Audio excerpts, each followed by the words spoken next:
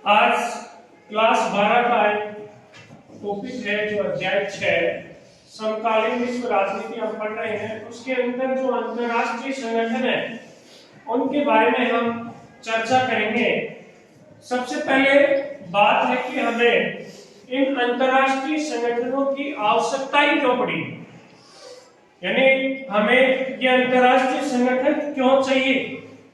इसके लिए दो महान विद्वान हैं, एक तो यूएनओ का दूसरा महासचिव था डेग हैमरशॉल्ट।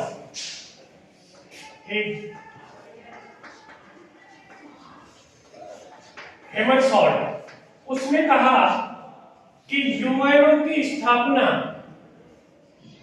स्वर्ग तक पहुंचाने की नहीं है, इस दुनिया को स्वर्ग तक पहुंचाने की नहीं है।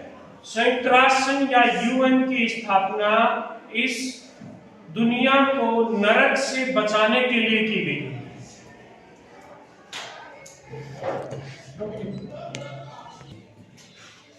यानी इसने डेग हैमरशॉल्ट ने कहा कि यूएन की स्थापना किस लिए की गई है, मानवता को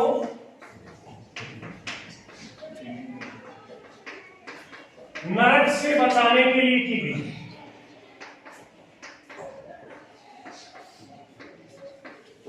यूएन की स्थापना मानवता को स्वर्ग बनाने के लिए नहीं, नरक न बने इसलिए की गई है। और एक भारतीय था, उस भारतीय का नाम है शशि थरूर। उसने कहा कि शशि थरूर ने भी कहा इसके बारे में, शशि थरूर ने कहा कि संयुक्त राष्ट्र संघ यूएन की बात करें, यहाँ पर यूनाइटेड नेशन संयुक्त राष्ट्र संघ में बहुत सारी बैठकें होती हैं, खूब चर्चा विचर्चाएं होती हैं। ये कह रहा है कि हथियार लड़ाने से अच्छा है कि जुबान लड़ा दी जाए, यानी वहां आपस में तरक वितरक बहस हो जाए, कोई दिक्कत नहीं, हथियार नहीं लड़ने चाहिए। इसलिए संयुक्त राष्ट्र संघ की जो भी अंतरराष्ट्रीय संस्थाएं हैं उनकी आवश्यकता है। अंतरराष्ट्रीय संस्थाएं इसी तरह से अनेक संगठन भी बने गए हैं, जैसे IMF, GDS और G8। संयुक्त राष्ट्र संघ का जो शुरुआत में तो आपने पढ़ा कि आवश्यकता क्यों पड़ी, अब पढ़ेंगे संयुक्त राष्ट्र संघ का विकास।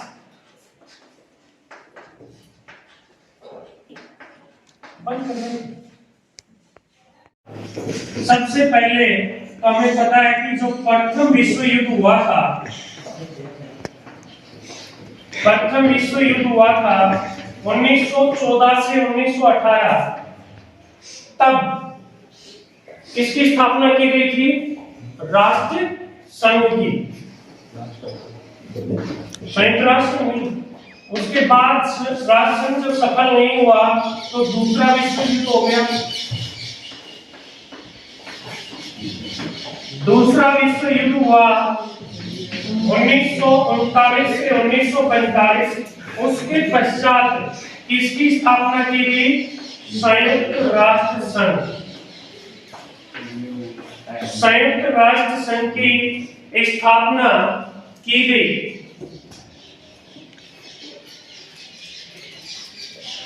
अब संयुक्त राष्ट्र संघ की स्थापना कैसे हुई, उसकी थोड़ी प्रक्रियाओं के बारे में आप थोड़ा सा ध्यान देंगे।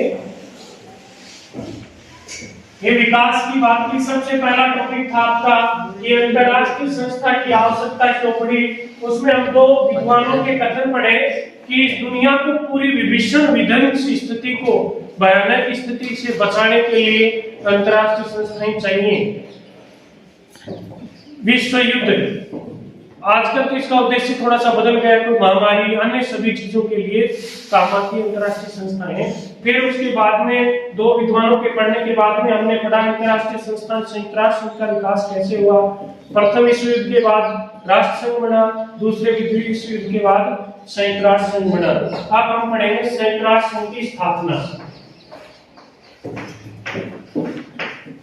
संयुक्त राष्ट्र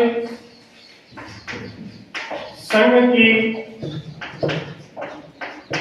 स्थापना कब हुई थी? अपन ये तारीख याद रखते हैं 24 अक्टूबर 1945। लेकिन एक दिन में नहीं, इसकी भी तो प्रक्रिया थी, उस प्रक्रिया को अपन पढ़ेंगे। अगस्त 1941 से शुरू हो गया था इसकी प्रक्रिया। अगस्त 1941 में अमेरिका का राष्ट्रपति था रूजवेल्ट और ब्रितानी प्रधानमंत्री चर्चिल द्वारा अटलांटिक चार्टर पर हस्ताक्षर किए। इसकी शुरुआत, देखो अटलांटिक चार्टर था, संयुक्त राष्ट्र संघ की स्थापना के लिए जो दस्तावेज था उसका नाम था अटलांटिक चार्टर। इस पे हस्ताक्षर करते गए लोग, सहमत होते गए कि उनके नियम कैसा होगा, क्या क्या व्यवस्थाएं होंगी, वो व्यवस्थाएं सब किसके अंदर थी? अटलांटिक चार्टर में। तो अगस्त 1941 को अमेरिका का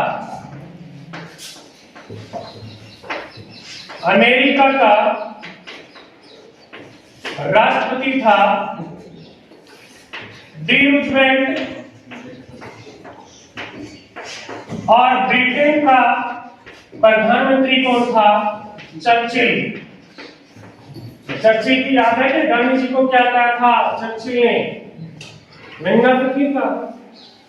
ब्रिटेन का प्रधानमंत्री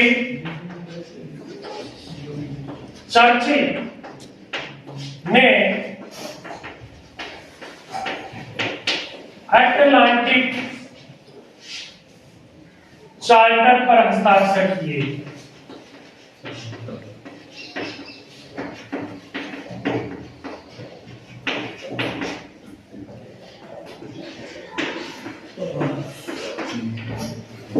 यानी अटलांटिक चार्टर पे क्या किए गए? हस्ताक्षर किए गए, यानी ये सहमत हो गए इसकी स्थापना में। उसके बाद जनवरी 1942 में जनवरी 1942 में 26 मित्र राष्ट्रों की लड़ाई हो रही थी ना, दूसरे विश्व युद्ध, तो ध्रुवीय राष्ट्र और मित्र राष्ट्र बन गए थे। तो 26 मित्र राष्ट्रों ने हस्ताक्षर किए। हस्ताक्षर किस पे किए? अटलांटिक चार्टर पे, जो यूएन की स्थापना से संबंधित था। फरवरी 1945 में एक सम्मेलन करने की बात की गई। उन्होंने कहा, फरवरी 1945 में डी रूजवेल्ट और चर्चिल, इन्होंने मिलकर कहा कि एक सम्मेलन किया जाए, और वो याल्टा में सम्मेलन किया जाए। कि सम्मेलन किसके लिए किया जाए? संयुक्त राष्ट्र संघ की स्थापना के लिए एक सम्मेलन किया जाए, और वो सम्मेलन किया गया अप्रैल मई 1945। अप्रैल मई में 1945 फ्रांस का एक शहर है, फ्रांस के सैन फ्रांसिस्को नामक जगह पे सम्मेलन किया गया। याल्टा में तो दोनों ने मीटिंग की थी कि हमें एक स्टालिन भी था, चर्चिल और इनके साथ एक आदमी और था स्टालिन। इन तीनों ने मिलकर कहा कि हमें एक सम्मेलन कर लेना चाहिए जिससे संयुक्त राष्ट्र स्थापित हो जाए, जो भी प्रक्रिया है। तो इन्होंने अप्रैल महीने में फ्रांस के सैन फ्रांसिस्को जगह थी, वहां पे इन्हें मीटिंग की और यूएन को अंतरराष्ट्रीय संगठन बनाने की बात यही कही इन्होंने। यूएन को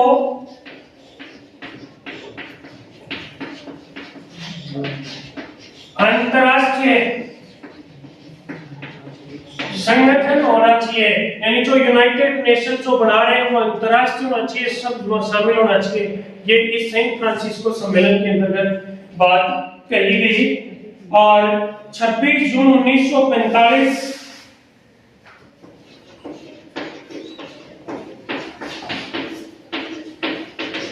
तो इसके ऊपर कितने देशों ने यूएन के चार्टर पर 50 देशों ने हस्ताक्षर किए। यूएन का चार्टर है ना, अटलांटिक चार्टर, वो यूएन का चार्टर है, पर 50 देशों ने, कई बार ये भी प्रश्न आता है बच्चों कि संयुक्त राष्ट्र संघ की स्थापना के समय कितने देशों ने हस्ताक्षर किए? थोड़ा सा, एक 15 अक्टूबर को 1945 को बेटा पोलैंड ने भी कर दिए इसके ऊपर हस्ताक्षर। पोलैंड देश था, 51 हुआ, 50 + 1, इसलिए इसमें ज्यादातर उत्तर क्या आता है आंसर? 51 देश, इसको भी मान लेते हैं शुरुआत। पोलैंड थोड़े दिन बाद ही इसके ऊपर क्या कर दिया? हस्ताक्षर कर दिए। और 24 अक्टूबर 1945 को स्थापना हुई। 24 अक्टूबर 1945 को इसकी स्थापना हुई, यूनाइटेड नेशन संयुक्त राष्ट्र संघ की स्थापना।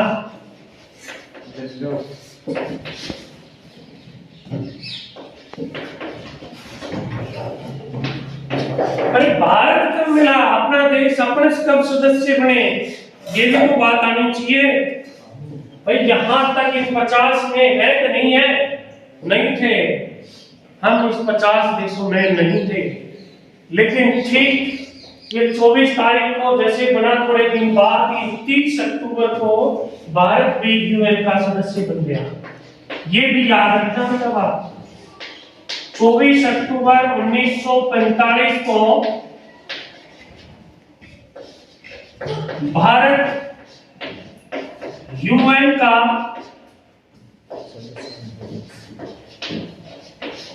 सदस्य बना। ये दोनों तारीख कितनी अच्छी इंपॉर्टेंट है। वैसे तो सारी बातें अपने को आनी चाहिए, सारी बातें आनी चाहिए। संयुक्त राष्ट्र संघ की स्थापना और वर्तमान में इसके कितने सदस्य हैं? वर्तमान में सदस्यों की बात करें कितने हैं? 194 सदस्य हैं यूएन में। और इसका एक चलता फिरता नाम, एक पद है जो बहुत चर्चित रहता है, वो क्या होता है? महासचिव है। और वो वर्तमान में कौन है? एंटोनियो। कोई गुटेरस बता देता है, कोई गुटेरस बता देता है, भगवान जाने। टी और टी का मतलब तय और तय दोनों ही होते हैं, ठीक है। यानी ये ऐसे संयुक्त राष्ट्र संघ बना था, दूसरा विश्व युद्ध चल रहा था, तब 1941 में दोनों ने सोचा कि कुछ किया जाए। रूजवेल्ट और ब्रिटेन ने मिलकर शुरुआत की, अटलांटिक चार्टर बनाया। और फिर 42 में 26 और मित्र राष्ट्र मिल गए। इनकी विचारधारा के इनके गुटके थे। और फिर इन्होंने सम्मेलन करने की बात की। याल्टा में इन्होंने मीटिंग की कि सम्मेलन करना चाहिए, और सैन फ्रांसिस्को में इन्होंने सम्मेलन किया। और सम्मेलन करने के पश्चात इन्होंने 26 जून 1945 को थोड़े दिन बाद ही 50 देशों ने हस्ताक्षर कर दिए। फिर पोलैंड ने हस्ताक्षर कर दिए। पोलैंड के करने के पश्चात की स्थापना हुई। स्थापना होने के पश्चात भारत इसका सदस्य बन गया। अब यूएनओ के बारे में, अब इसके कितने अंग होते हैं उनके बारे में यदि हम पढ़ना चाहें, हम आपकी 12वीं कक्षा के हिसाब से देखें तो उसमें ज्यादा विस्तार से नहीं है। टॉपिक बाय टॉपिक देखने में आपको अच्छे से तैयारी करनी। सामान्य बात कर लें, थोड़ी सी सामान्य से तो बात कर लें। इसके यूएनओ के अंग कितने होते हैं बेटा? यूएन के अंग कितने होते हैं? 6 होते हैं। महासभा, शॉर्ट में तो हमें पढ़ लेते हैं क्योंकि रिवीजन भी हो जाएगा। महासभा, सुरक्षा परिषद, सुरक्षा परिषद के पश्चात आता है अंतर्राष्ट्रीय न्यायालय,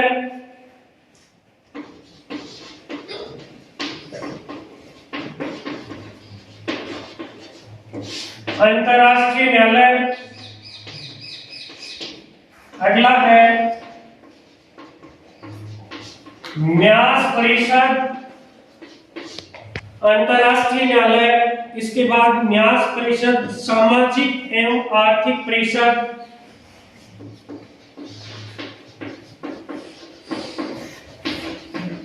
सामाजिक एवं आर्थिक परिषद, और अंतिम है सचिवालय जो मुख्यालय होता है वो। तो कम से कम हमें नाम तो याद होना चाहिए। 6 है महासभा। महासभा में जितने भी सदस्य होते हैं ना, सारे इसके सदस्य होते हैं। विश्व की सबसे बड़ी संसद है ये महासभा, विश्व की सबसे बड़ी संसद है। सुरक्षा परिषद में 2 तरह के सदस्य होते हैं, एक तो बेटा स्थायी होते हैं और एक अस्थायी होते हैं। स्थायी वर्तमान में 5 है, अस्थायी कितने हैं? 10। ये भी हमें सामान्य से जानकारी है। अस्थायी हर 2 साल बाद बदले जाते हैं। अंतरराष्ट्रीय न्यायालय है जिसका मुख्यालय नीदरलैंड की राजधानी हेग में है। इसमें भी न्यायाधीशों की संख्या कितनी है? 15 है। और न्यास परिषद भी है, ये इनकी कुछ संस्थाएं हैं जैसे कि यूनेस्को, यूनिसेफ, वो जो हम पढ़ते हैं इन दोनों की। और सचिवालय भी है इनका सचिवालय WTO के अंतर्गत है। इसकी जैसे कुछ संस्थाएं हैं जिनके बारे में अपन बात करें, जैसे अपन को ध्यान होगा WHO, WTO, यूनेस्को, यूनिसेफ, ऐसे ये अंतरराष्ट्रीय कुछ संस्थाएं ये इनके अंदर है। अंतरराष्ट्रीय जो आपकी न्याय सामाजिक के अंदर, और UNDP, UNHR, UNHRC,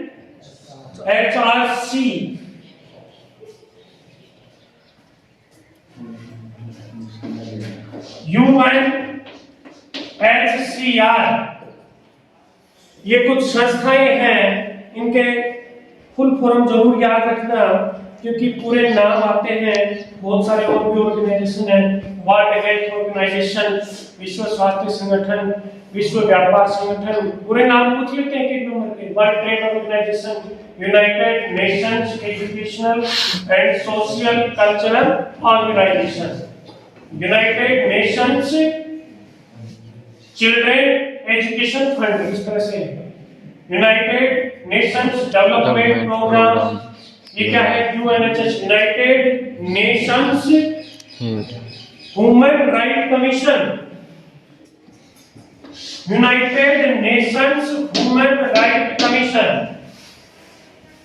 नीचे वाला है United Nations high commission for refugees, United Nations high commission for refugees. तो आपको इनका पूरा नाम जरूर याद करें क्योंकि ये आते हैं अपने एग्जाम में। अब अगला टॉपिक अपना शीत युद्ध के बाद संयुक्त राष्ट्र संघ में क्या सुधार हुए हो गया। वैसे देखा जाए तो आज पहले न्यूज आई है, आज 25 जनवरी 2022 की बात करें हम। आज यूक्रेन देश पे, किताबों में तो शीत युद्ध समाप्त हो गया, यूक्रेन देश पे आज भी तरह तरह का माहौल है। रूस और अमेरिका के हथियार मजबूत रहे से ताइवान के ऊपर भी वापस वो शीत युद्ध वाली स्थिति दोबारा हो रही है, विश्व युद्ध वाली स्थिति हो रही है।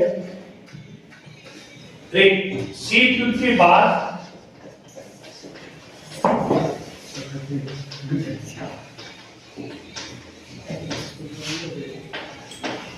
संयुक्त राष्ट्र संघ में सुधार।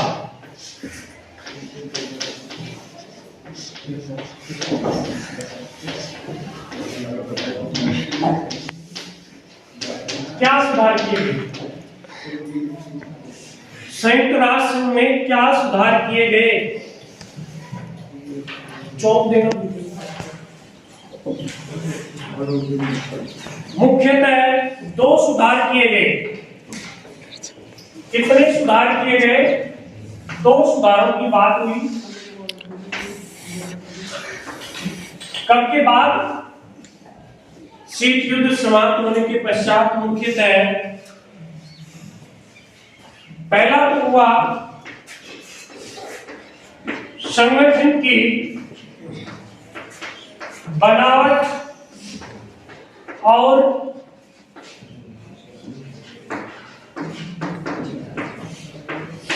प्रक्रियाओं में सुधार।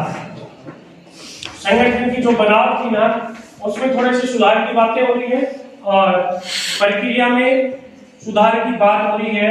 दूसरा है न्यायाधिकार में आने वाले मुद्दों की समीक्षा। न्यायाधिकार में आने वाले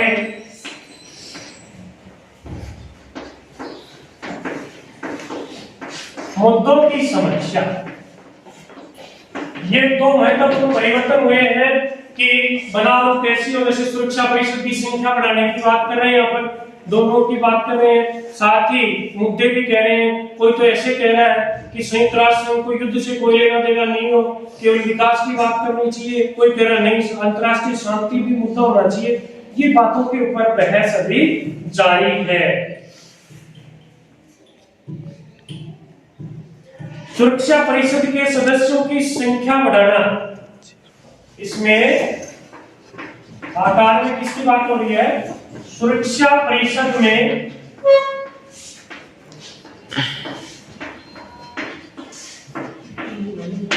सदस्यों की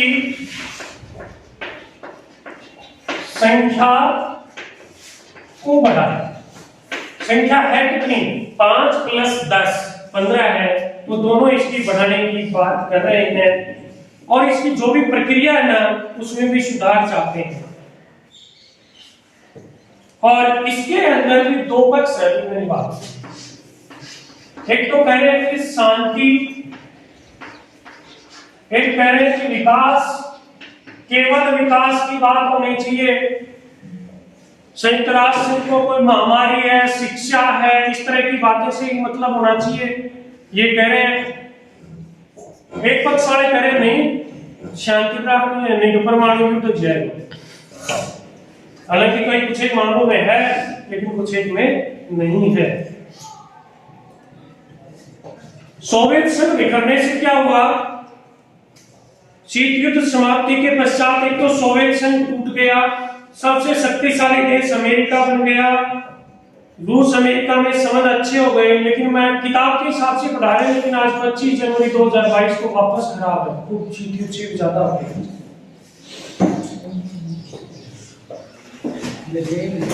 अब यूएनओ की ढांचे की प्रक्रिया में क्या सुधार हुआ?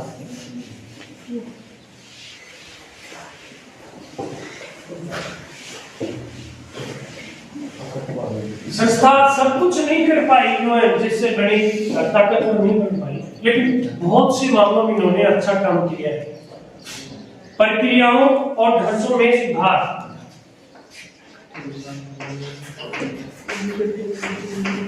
प्रक्रियाओं और ढांचों में सुधार।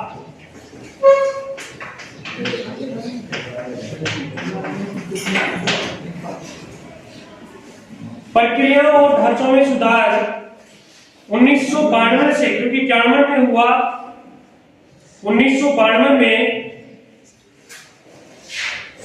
यूएन में 1992 में संयुक्त राष्ट्र में 3 शिकायतें आई।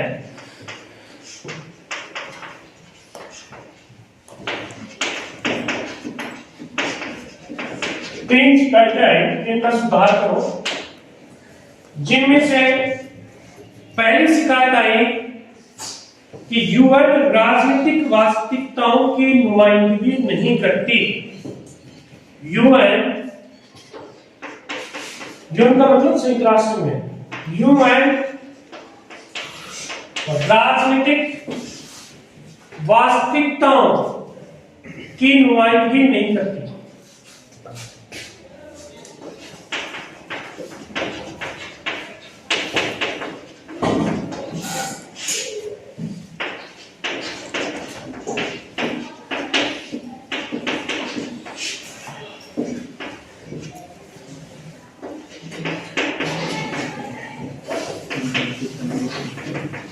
नुमाइंदगी नहीं करता।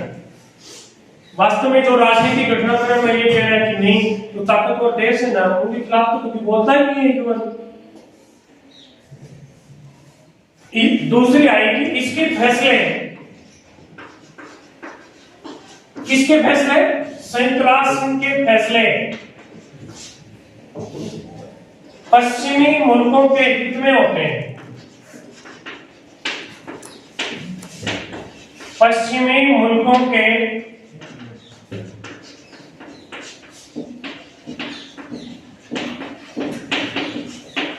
सीधी सी बात है, जो ताकतवर है वो फैसला आपका पक्ष में नहीं था, ज्यादा प्रभाव उन्हीं का है तो उन्हीं के पक्ष में होता है। शिकायत साची थी, सुरक्षा परिषद में अपना प्रतिनिधित्व भी नहीं था। तीसरी बात आई थी कि सुरक्षा परिषद में बराबर प्रतिनिधित्व दिया जाना चाहिए।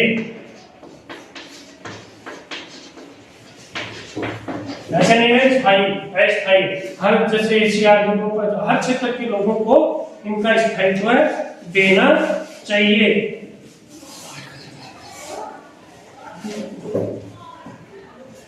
शिकायत तो नहीं है, कमी बात नहीं।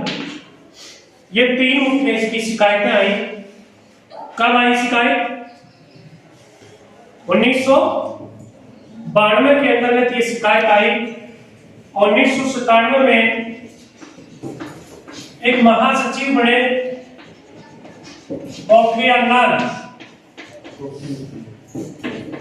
कोफी अन्नान बने, महासचिव बने।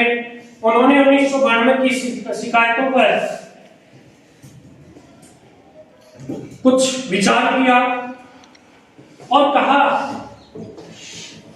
कि जो भी नए सदस्य बनेंगे, नए सदस्य किसमें? सुरक्षा परिषद में। वैसे तो कोई महासभा में तो कोई बन जाए, नए सदस्य की उसने योग्यता निर्धारित की।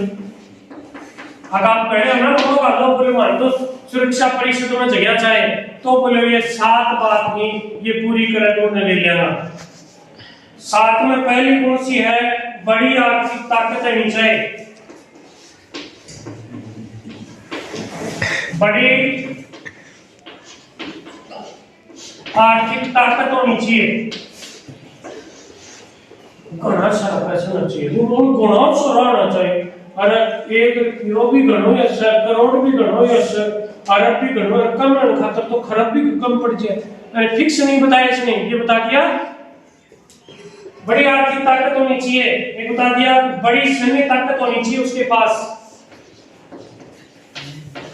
बड़ी सैन्य ताकत तो समझ गए होंगे सब। सेना मजबूत होनी चाहिए और बड़ी भी संख्या में भी ज्यादा होनी चाहिए। यूएन के बजट में भी योगदान हिंदुस्तान सदस्य बना, संयुक्त राष्ट्र संघ की खर्चों पानी भी देना पड़ा। वो यूएन के बजट में भी योगदान, गरीब सदस्य थोड़ी बढ़ाते हैं, खर्चों भी देना पड़ा। वो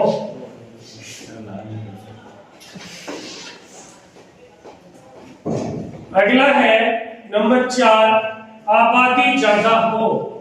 क्या हो?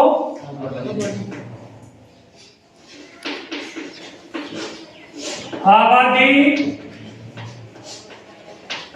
ज्यादा हो, जनसंख्या भी ज्यादा होनी चाहिए, लोकतंत्र और मानवाधिकारों का सम्मान करता हो। लोकतंत्र और मानवाधिकारों का सम्मान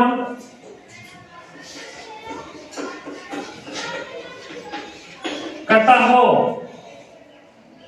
भूगोल, अर्थव्यवस्था और संस्कृति के लिहाज से विश्व की विविधता की नुमाइंदगी। भूगोल,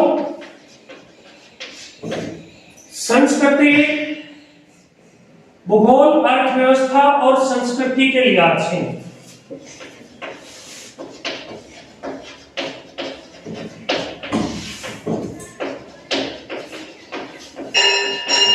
और संस्कृति के लिहाज से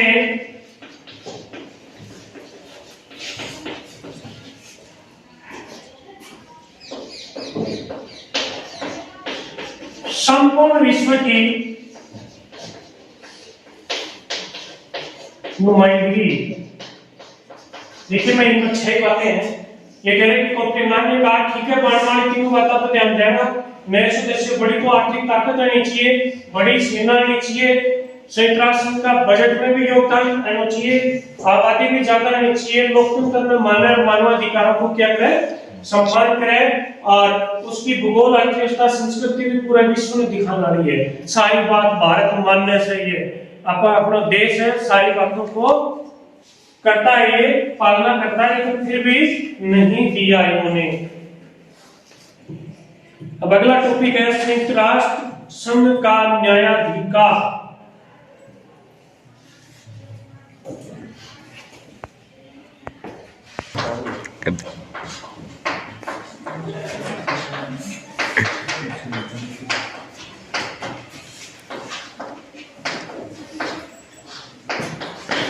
संयुक्त राष्ट्र संघ के न्यायाधिकार के अंतर्गत बात करें, शांति संस्थापक आयोग का गठन।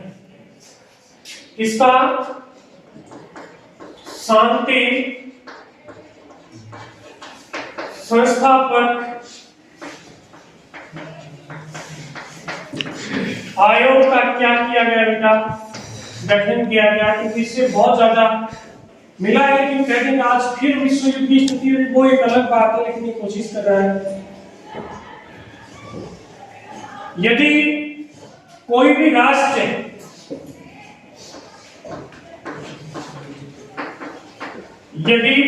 राष्ट्र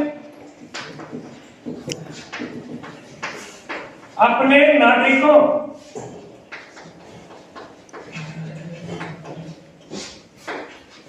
के प्रति क्या करता हो, अत्याचार करता हो,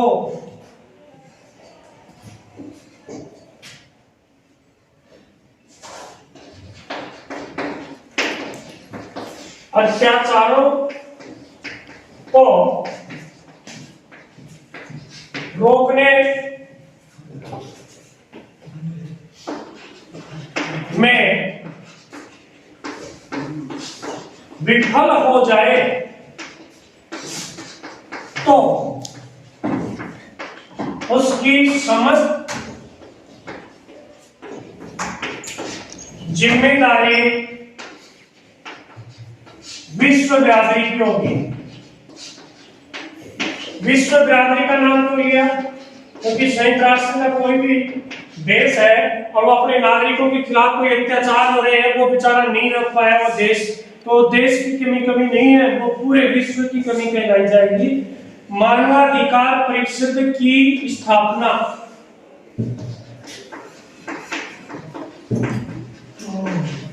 मानवाधिकार परिषद की स्थापना तो 2006 से काम कर रही है। कब से काम कर रही है बेटा? 2006 से काम कर रही है। सहस्त्राबादी विकास लक्ष्य की प्राप्ति, सहस्त्र विकास का भी मुद्दा महत्वपूर्ण था।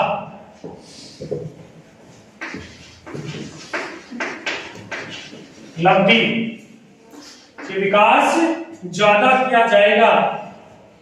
एक आतंकवाद की हमेशा निंदा,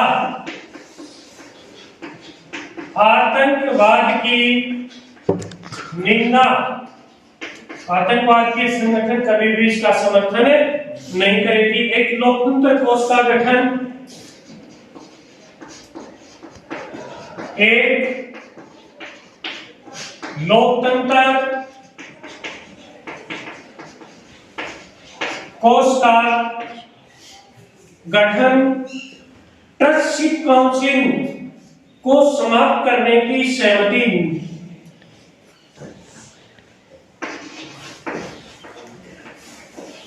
ट्रस्टशिप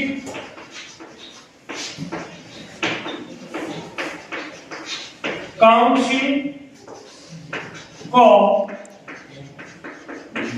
समाप्त करने की इत्यादि भी ये मुख्य मुख्य बातें हैं जो यूएन के लक्ष्य या काम कह सकते हैं हम। अब हम संयुक्त राष्ट्र संघ और भारत के बारे में थोड़ा सा चर्चा करेंगे।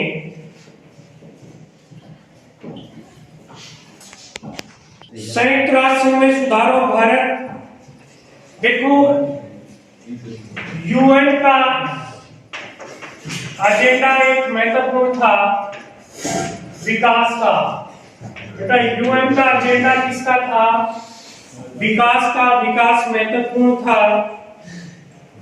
1965 में 1965 तक सुरक्षा परिषद में कितने सदस्य थे? कितने थे? 5 + 6,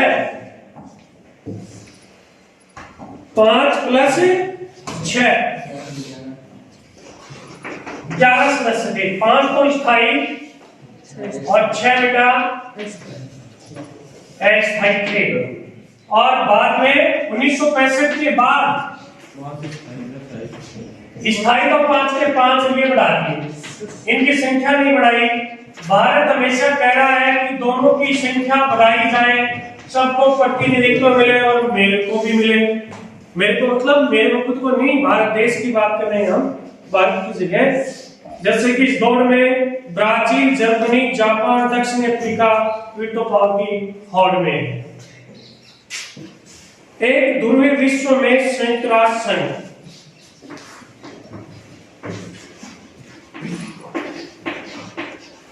एक ध्रुवीय विश्व में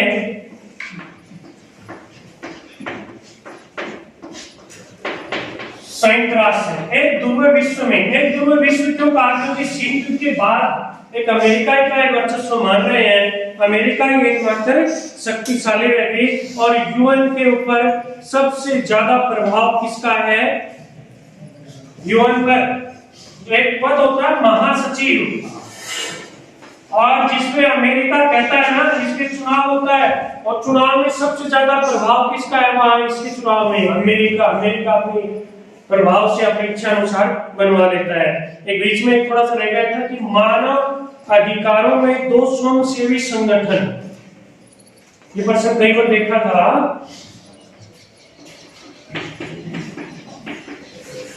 मानवाधिकारों पर कार्य करने वाले 2 स्वयंसेवी संगठन। वैसे तो बहुत सारे बेटा, लेकिन 2 तो जरूर याद कर लेना, परीक्षा में आने की पूरी संभावना है, इसलिए मैं लास्ट में बताता हूं। Amnesty international,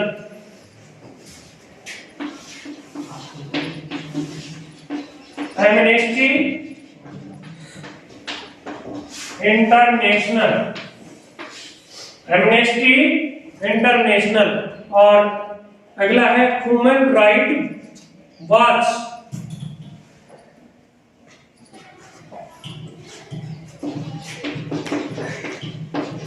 human right watch. आपको ये बताने की कोशिश की, यदि आपको वीडियो अच्छा लगे तो शेयर कर देना।